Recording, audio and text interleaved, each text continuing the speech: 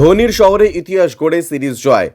ভাঙাচোরা দল নিয়েই বাজ বলের দর্পচূর্ণ টিম ইন্ডিয়ার। ঘরের মাঠে ইংল্যান্ডকে হোয়াইট ওয়াশের স্বপ্ন পূরণ হয়নি। প্রথম ম্যাচের হায়দ্রাবাদে টিম ইন্ডিয়া হেরে বসায়, তবে তারপর টানা 3টে টেস্ট সিরিজ জিতে সিরিজ নিজের দখলে করে ফেললেন ভারত।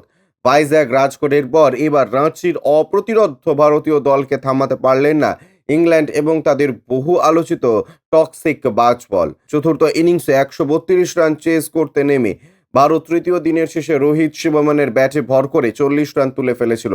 বাকি ছিল মাত্র 152 রান। চতুর্থ দিনে মাত্র উইকেট খরচ করে লক্ষ্যে পৌঁছে গেলেন। দিনের শুরুতে ভারত মসৃণ গতিতে এগিয়ে যাচ্ছিল।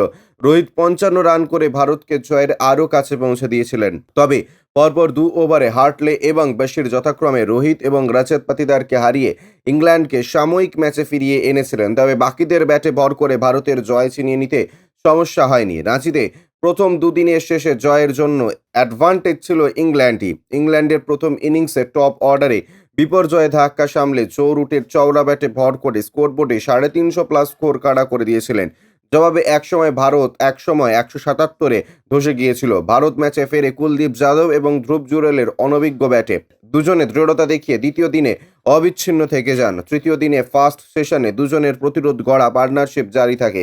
দুজনে মূল্যবান 76 রান যোগ করেন। কুলদীপ মাত্র 28 করলেও আলট্রা ডিফেন্স টেকনিকে 131 বল হজম করে ইংরেজ শিবিরে হতাশা নিয়ে আসেন। ধ্রুব জুরেল শেষমেশ আউট হলে তার আগে ম্যাচের মোড় ঘোরার 90 রান করেন। সেঞ্চুরি হাতছাড়া হলেও ম্যাচের রং বদলে যায় এই ইনিংসে। ব্যুরো রিপোর্ট, ইউজে নিউজ।